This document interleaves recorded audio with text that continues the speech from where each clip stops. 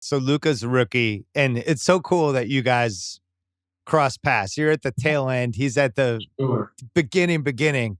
hmm Did you know right away with him?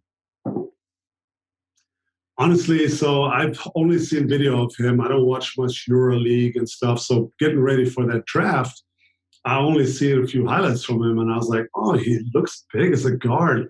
I don't know if he can keep up with athleticism. He doesn't look the fastest. He drove by these guys easy in the EuroLeague, but I'm like, the defenders here are sort of different. So I didn't really quite know. I thought he could be a really good, skilled player, a big guard. I didn't know that he was actually faster than he looked, and I didn't know how good of a passer and shooter he was. So he surprised me on multiple levels. And when he got here, I think he was playing something Euroball, and then he came for training camp. And before training camp, we usually meet a couple weeks before. Guys play 5 workout together. We lift. We play 5-on-5 before camp even starts.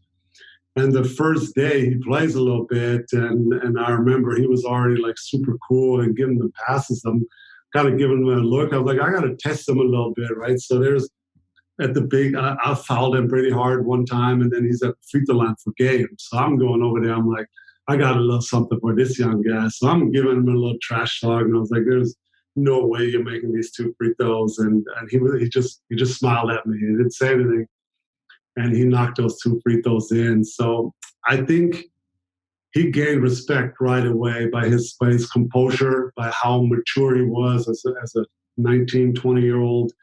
How he sees the floor, how he reads the pick and roll situations. I mean, he's so far ahead of his time already and ahead of his age that it's actually really scary. So we were surprised the minute we saw this kid on the floor in Dallas.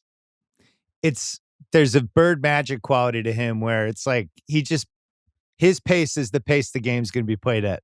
Mm-hmm. Which I thought when you were talking about how he seemed a little slow, the weird thing is he's not slow. He's faster than you think he is, but it doesn't really matter because he's just getting to wherever he wants to go, which is exactly what Bird and Magic were like. They were always got to whatever spot they wanted. And it's like, you have somebody like LeBron does the same thing, but he's also like such an incredible athlete.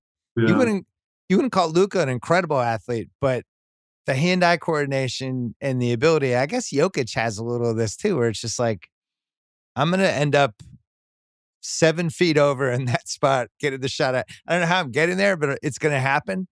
Yeah. And I've been shocked by just how easy it is for him when the whole team is revolved around his offense. His usage rate is higher than any season you had in Dallas, right? That team knows what's happening. Yeah. But it doesn't really matter. He's still getting to where he wants. And I look at this Clippers series. Yeah, the Clippers wanted to play them.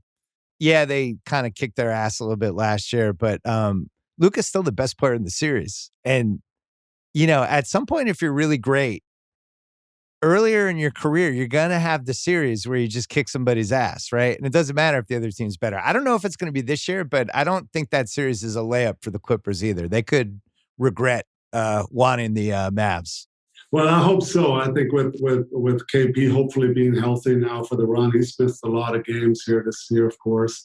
But and he got hurt last year in the bubble, if you remember. Yep. The Clippers, and before then it was kind of like neck to neck, and then unfortunately he got hurt, and then the Clippers definitely took over. But we hope that it's going to be a tight, fun series. And the thing with Luka, everybody knows now his skill set, but he's so good with the ball, with the dribble, that he can get to spots.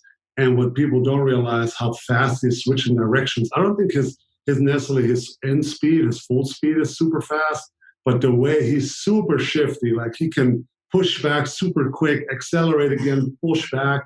He's super quick at changing directions.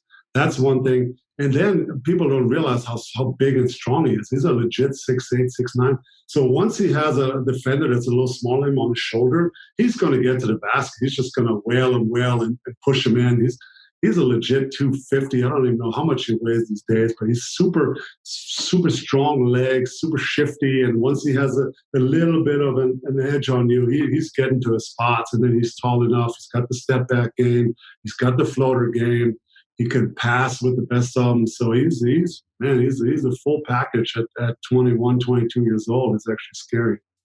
So the most important thing you taught him was how to complain after every non-call. And So was that like a month-long seminar that you just taught him all the tricks? What happened? Because he complains about everything. That's a skill that all the Euros know for some reason.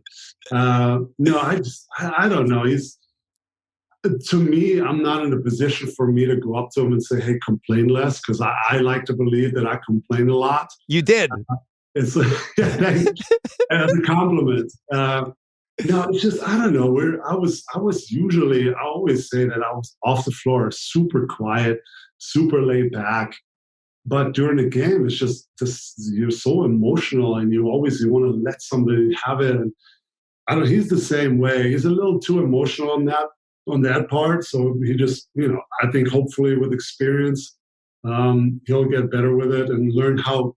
I think a big part of it is how to talk to the referees in a good way. I mean, I've remember videos of MJ or Jason Kidd used to do that all the time when they walk over there and they put their hands over their mouth and then anything goes, right?